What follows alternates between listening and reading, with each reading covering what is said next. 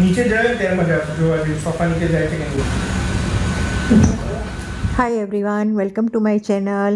तो फ्रेंड्स, ये है शाम का टाइम, करीबन 5:30 पौने 6 बजे का, और मैं किचन में आ गई थी। बर्तन जो काम वाली ने धोए थे वो लगा रही थी। इसके बाद होगी हमारी डिनर की तैयारी शुरू। तो आज मैं डिनर में कुछ स्पेशल बना रही हूँ, कुछ अलग सा बट लाइट सा। तो देखिए, आपके साथ रेसिपी भी शेयर करूँगी। और यहाँ ज़ोरा को पहले पता नहीं था कि यहाँ पे वीडियो चालू है, तो मैंने अचानक से बोला, तो बोले नहीं नहीं नहीं नहीं मेरे को नहीं लेना, मैं मतलब कुछ बाल नहीं बनाए। तो वो बोलती जा रही थी और अपने बाल भी बना रही थी, और मैं उसको ऐसे ही बोल रही थी कि तेरे बाल नहीं बने हुए फिर भी अच्छे लग रहे, कुछ ज़रूरत नहीं है बनाने की, बहुत ही अच्छी लग रही है। तो इसी बात पे हम दोनों हंसी मजाक करते हुए अपने अपने छोटे छोटे काम निपटा रहे थे। ऐसे काम कहाँ ख़त्म होते पता ही नहीं चलता है, बातों बातों में। 2-4 चीज़ें ख़त्म हो गई थी तो मैंने नून से ऑर्डर कर दी थी, तो वो आ गया था। तो ये तो रोज़ का है, कुछ ना कुछ ख़त्म होता रहता है, 1-2 चीज़ें और आती रहती। इससे पहले इन सारी चीज़ों को अपनी अपनी जगह पे रख देते। चलिए,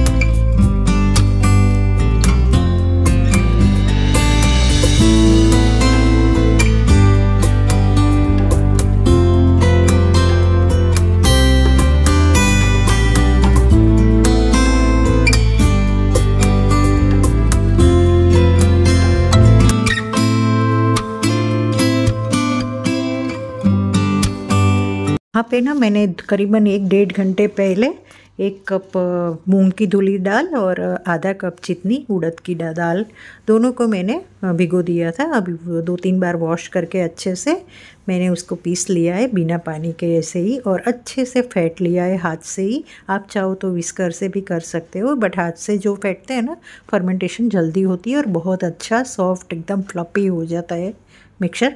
तो देखिए, टेस्ट करके देखते हैं। अगर ये पानी में डालते ही ये जो होता है ना, वो तैरने लगता है ना, फ्लोट करता है ना, तो मानो कि आपका मिक्सचर हो गया है, अच्छे से फेंट चुका है। अगर डूब जाता है या पानी में फैल जाता है तो वो सही से फेंटा नहीं है, उसको फेंटने की ज़रूरत है। तो ये टेस्ट कर लिया था। अब मेरा मिक्सचर तैयार है, और यहाँ पे मैं ऑयल भी डाल दूँगी। मैं बना रही हूँ आज दही वड़ा। तो वैसे तो 3-4 घंटे आप ज़्यादा भी भिगो सकते हो दाल को, बट मैंने 1-1.5 घंटा ही भिगोई थी, अचानक से प्लान बन गया था। यहाँ पानी में मैंने डाल दिया है नमक और हींग। तो चलिए यहाँ टेस्ट कर लेते हैं ऑयल अच्छे से गर्म हुआ भी है या नहीं। तो ऑयल हो चुका है। तो मैं वैसे तो हाथ से बनाती हूँ, बट आज मुझे लगा कि ये हाथ ना बहुत गंदे होते हैं, फिश टेनर से हम पकड़ते हैं तो वो भी गंदा हो जाता है। तो मैंने चम्मच से ही वड़े कर लिए थे, डाल दिए थे, तो अच्छे से हो भी गए थे गोल मटोल से। जस्ट डबल हो गई थी साइज़। तो बहुत ही अच्छे फूले फूले बने थे। ना मैंने कोई इनो वगैरह या सोडा, बेकिंग सोडा वगैरह डाला था, फिर भी कितने अच्छे डबल साइज़ के हो चुके थे। और पानी में डालने के बाद तो और भी अच्छे फूल चुके थे, बहुत ही सॉफ्ट बने थे। तो इसी तरह से मैंने सारे दही वड़े के वड़े यहाँ पे फ्राई कर लिए थे। देखिए, बहुत ही अच्छे फ्लफी बने थे। तो चलिए सारे वड़ों को फ्राई कर लेते हैं, फिर आगे की चीज़ें करते हैं।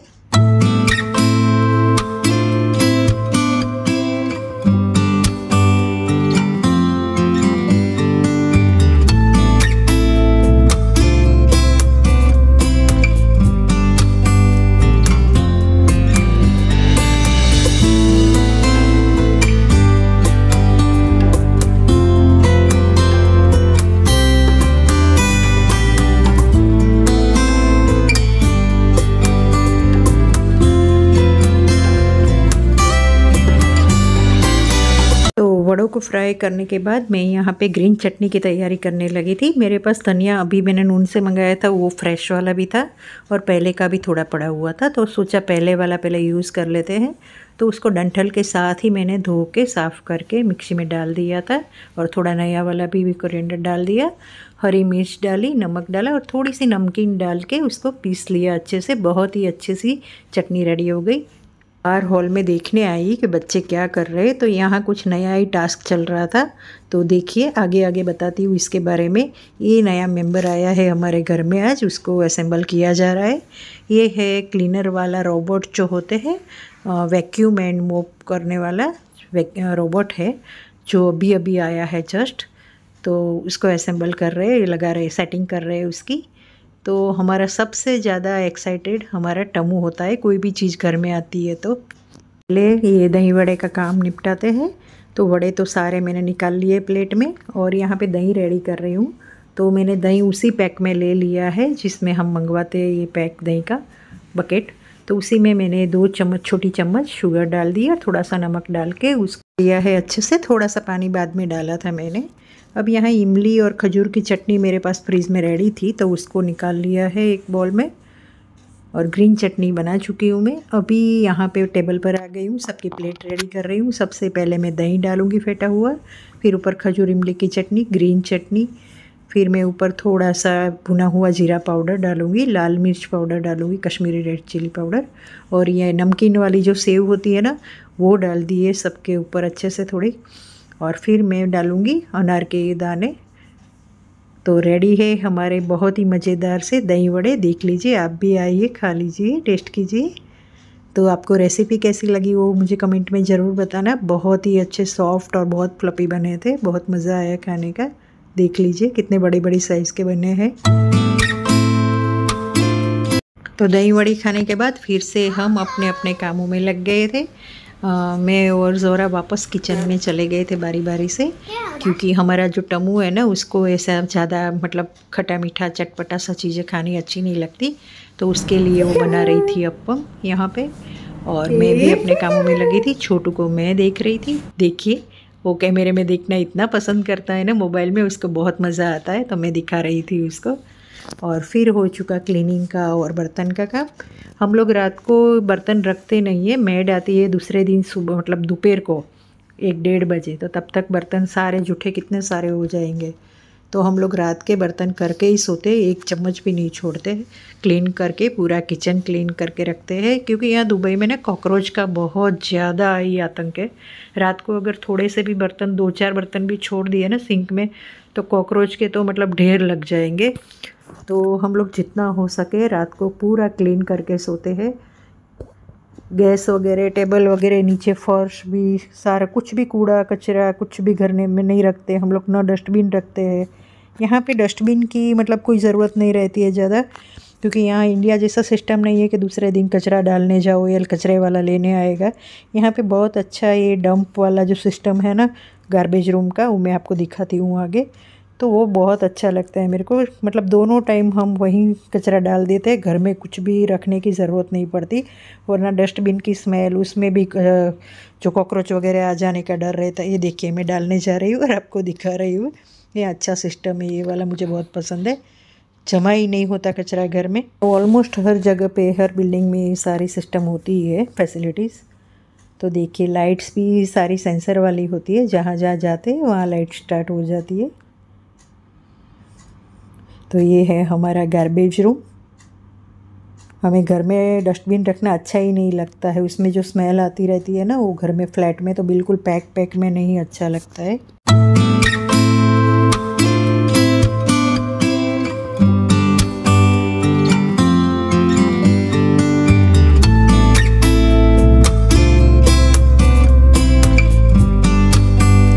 और ये है हमारा नया मेहमान भी देख लिया ना आपने। और ये हमारे छोटू का चल रहा है कुकू का डिनर, देख लीजिए। अब यहाँ पे देखिए ये मोबाइल से कनेक्टेड रहता है, इसके पूरे प्रोग्राम यहाँ पे सेट होते हैं। वो यहाँ पे चार्जिंग पॉइंट है इसका। और उसको ये फर्स्ट डे था ना, अभी उसको प्रोग्राम किया, अभी स्टार्ट किया है। तो वो अपना खुद से एक मैप बनाता है पूरे घर का। फिर अभी स्लोली सारे एरिया को कवर करता जाएगा और अपना मैप क्रिएट करेगा, और बाद में वो असली काम शुरू होगा क्लीनिंग का। तो अच्छी चीज़ है। मतलब एक मान लो कि जो बिज़ी लोग रहते हैं, जो वर्किंग वीमेंस वगैरह रहते हैं, जिनके पास टाइम खुद को काम करने के लिए नहीं है और मेड के मतलब टाइम भी सेट नहीं होते हैं, उसके लिए बहुत अच्छी चीज़ है कि कभी भी रात को भी या अपने हम जब घर में नहीं हो तब भी ये अपने आप से अपना काम कर लेता है। तो मतलब एक बार बस सब प्रोग्राम सेट करना पड़ता है, बाकी पूरा एरिया का मैप बन जाने के बाद वो अपने आप ही जितना एरिया जिगजैग लाइन में कवर करता जाता है। और इसमें मॉपिंग वाला भी है। ये जो वैक्यूम है वो जो ब्रूम और मॉपिंग दोनों का काम करता है। ये अभी कर रहा है ब्रूमिंग का काम। ये सारे कचरे यहाँ पे हमने एक बार टेस्ट भी करके देखा था। मुझे तो मतलब डाउट था कि ये थोड़ा खिलौना जैसा लग रहा है, कॉम्पैक्ट साइज़ है बिल्कुल छोटी, ये क्या क्लीन कर पाएगा। फिर हमने सारी जगह पे उसको चेक किया और फिर मैंने लास्ट में तो क्या किया कि थोड़े नमकीन वगैरह सब कुछ नीचे गिराया कचरे के तौर पे और देखा कि ये उसको कैच कर सकता है कि नहीं, लेता है कि नहीं, शॉक करता पर अंदर सक्शन पावर उसकी कितनी है, कितनी स्ट्रॉन्ग है। तो वो ले रहा था, भले स्लोली अभी प्रोग्राम सेट हो रहा है तो थोड़ा स्लो वर्क कर रहा था, पर वो ले रहा है, सारे कचरे अंदर ले रहा है और क्लीन कर रहा है। It's working.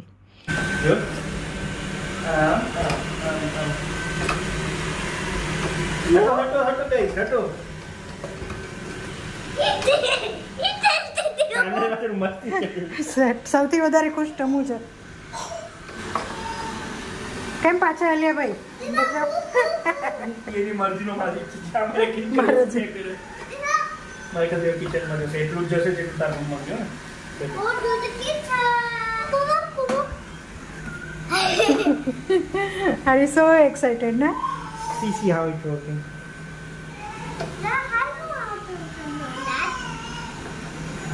Go inside.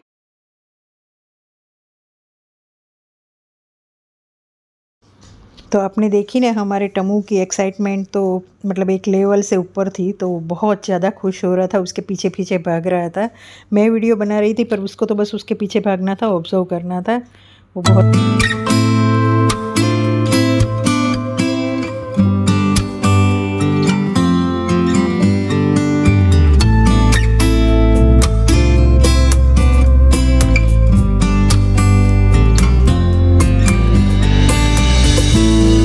Friends, ये कोई पेड प्रमोशन वगैरह कुछ नहीं है कंपनी का, ये हम लोग ने खुद मतलब मेरा बेटा लेके आया था, तो मैं आपके साथ ये शेयर कर रही हूँ।